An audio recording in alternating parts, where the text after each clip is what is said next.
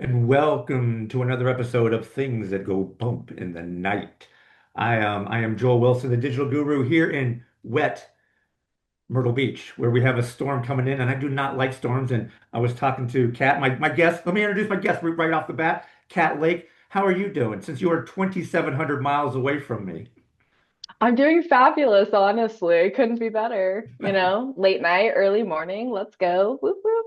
Now, when we talk about late night for the majority of the people, we say late night. It's out partying, it's out having fun. For you, late night, and I remember talking to you one time. Your late night is you're cosplaying, you're filming, you're working. Yeah, I'm a working girl. So late night for us last night was actually an event out in Santa Ana. So about an hour and a half from where I'm located. We commuted in and then we had to take pictures and do the whole bit. And it was a great time. The show up was amazing and the people out there were so nice. So I will have to ask, what cosplay did you do last night? Oh, I have to go as Homelander. That's my Of signature. So course. Now, gotta bring a little patriotism. and I know I did a little pre promoting of that you were going to be here, and I had people text in on the text line. Why Highlander? I mean, Homelander. Why Homelander? Where did it start? Yeah, so it's really funny. The Boys came out and it was this massive overnight success.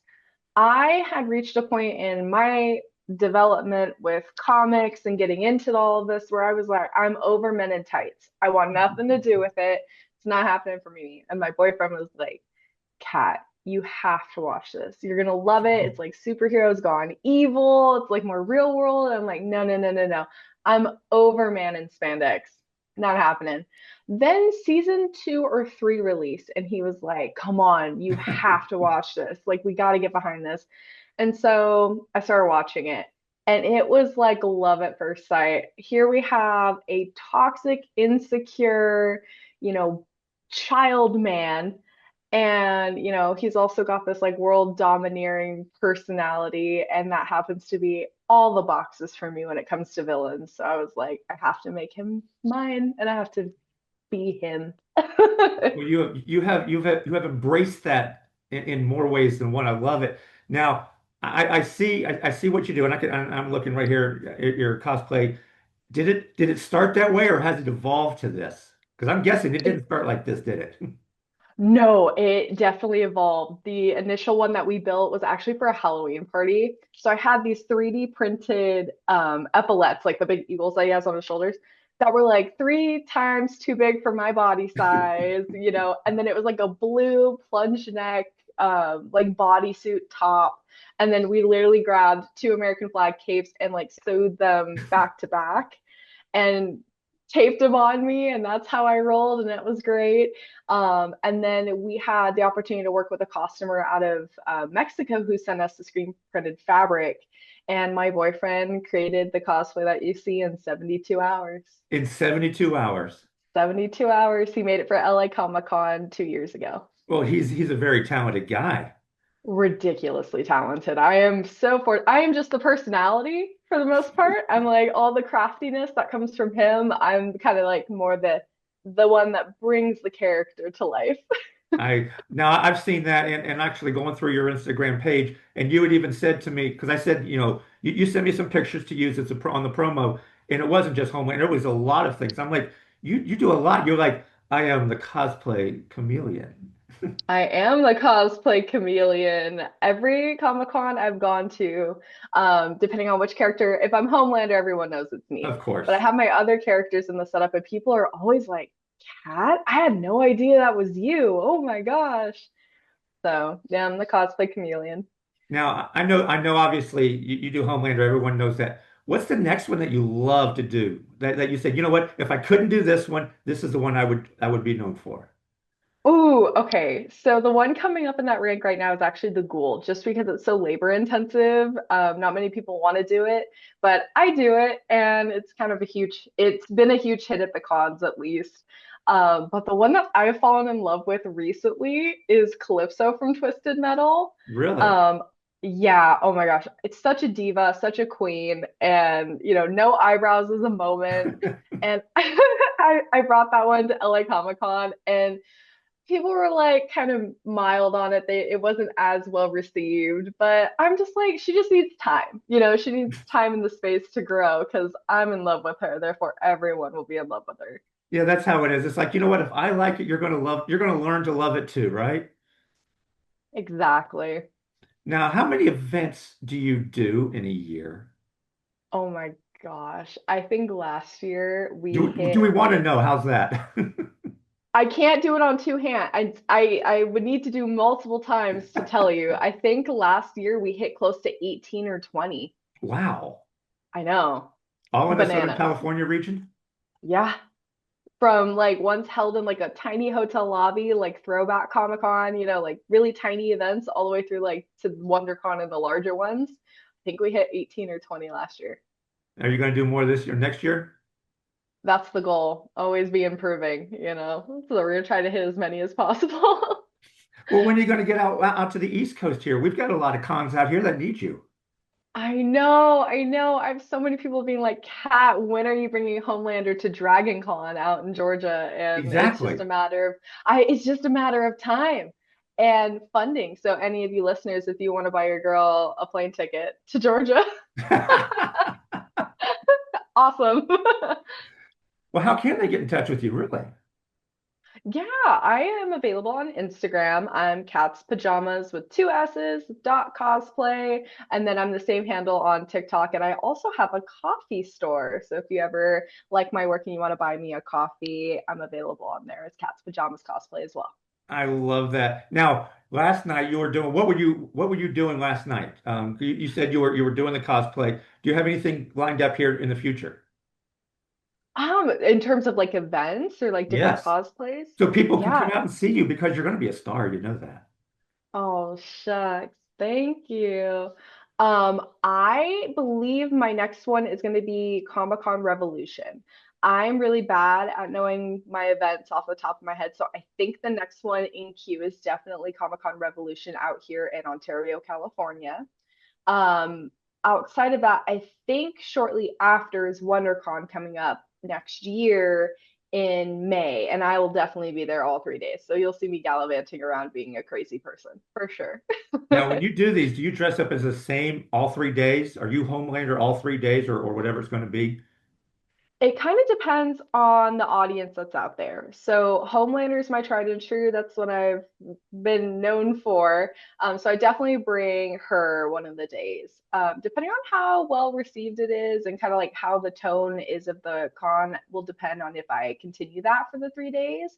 But I like to try to change it up. So I like to have a lineup that I do that's different character every day, different attitude, different mood every day. Now you get into that character too, don't you? It's not I just you do. put on the cosplay and that's it. You become that, don't you? I absolutely do. I'm a menace. I'm a menace to society. Now, and I'm guessing that when you're there, people recognize you. They want to take pictures, and I know it never gets old, does it?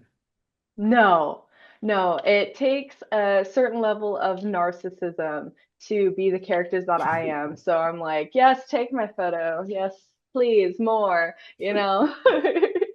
I love taking pictures with people. It's definitely the highlight of my con experience. Now, you ever any desire to be on the other side of that camera? I have been on the other side of that camera for many, many years. Yes. I'm a photographer by trade as well. And I was in the film industry for quite some time doing producer work. So I've had my time behind the camera, and that was where I was comfortable. And then cosplay forced me into the front, and I'm falling in love with that way more. So Really? I'd like to stay in front of the camera as often as I can. Well, that's another thing too. Since you've been on the other side of the camera, you know what looks good, you know what to do, you know what the model should be like, and now you're the model. So you can project that to the photographer and make it his life a lot easier. Yeah, exactly. It's so awesome being able to take like the tricks of the trade that I had learned during my time behind the camera and doing the work on that side of things and being able to just like translate it over to being in front of the camera to give like the best experience and to maximize the quality of the images coming out and stuff. Modeling was a little new to me. I'm Really? like oh yeah, being like a goofball is one thing, but like staying there and having to look I don't want to say presentable, but that's kind of what comes to mind. Was a whole new world for me. But I feel like I'm starting to get it. I'm starting to feel more comfortable being serious. Now, do you get requests from cons to say, you know what, can you be here? Can you be with us at this one? Not yet. Not yet. We I got some to of we the got to we got to small change that. I know. Some of the smaller ones are definitely enthusiastic to have us there, but they are cons that are run by like people we know, and mainly it's not so much can you come as a presence, it's more like can you come because we're friends. But I hope in the future that that changes because we do bring a lot of star power. Now, when you walk in, do people just sit there and stare at you? I mean, because there's a lot of people who are dressed up, obviously, because of what it is, but you kind of, it looks like you would, command the room, so to speak. Thank you. Yes, I definitely get stared at when I walk onto the con floor. Whether that's because I'm Homelander and I thought there would be way more of us, but there's not that many Homelander cosplayers, and there's women Homelander cosplayers, but no one that has committed to the level that I have and a handful of others. And so when you walk in a room, people are like, like the thing I get is always like, oh my God, you are Homelander. Wow. And I'm like, I don't think that's the compliment you think it is. They're like, oh my God, you're the guy. And I'm like, yeah. Or like if I'm the ghoul, of course, because that's a whole spectacle to look at. I've got the prosthetics, I'm bald, I've got all the props and everything. So that's always one that's eye-catching as well. But the room definitely shifts when we arrive for sure. Now, when you do the ghoul, how long does it take you to get into costume? I cut it down from 3 hours to about two and a half, 2 hours. That's still a long time. It is. It is a long time, but cutting an hour off of that, I'm like, this is a breeze. We got this. But it's time intensive. I really tried in the beginning to build prosthetics. So I did like the latex building on clay.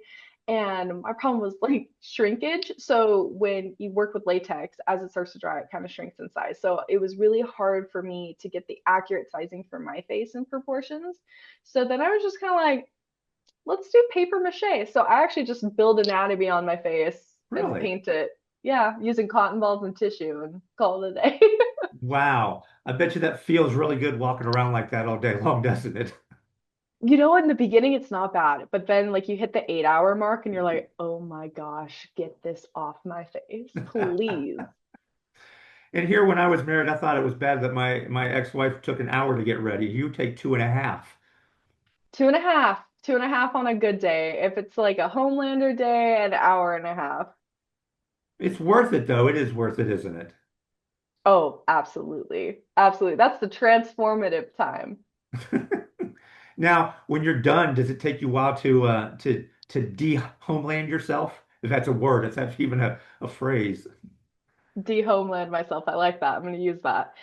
Um, You know, he's one of those characters with a very specific personality type. And so I see a little bit of myself in that, not in the negative I way, was gonna say, not in okay, the you scare me here. world, not in the world domineering, like ruin everybody type way, but definitely in the inflated confidence for sure. So there's a little part of him that always sticks around.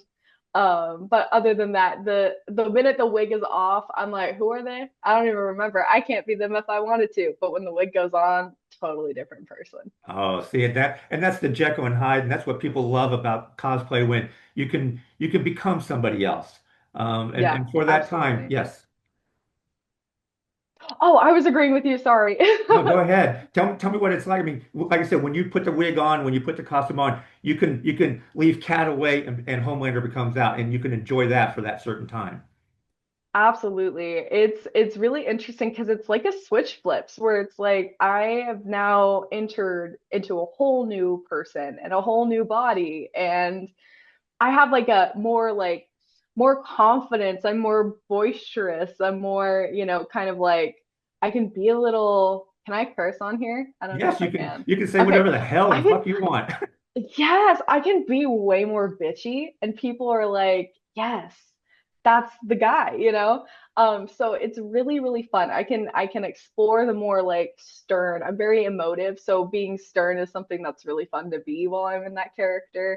But it was one of those things that was a little hard to transition to in the beginning because I was so like, oh, I've never done this before. You know, this is also new to me. I'd never acted. I wasn't a theater kid. This was like uncharted territory. And then the more I started doing it, the more I built that relationship and can kind of get into that headspace of, yeah, I need to be a menace today. And so wig goes on, cat's gone. Who's cat? We don't know her. I love it.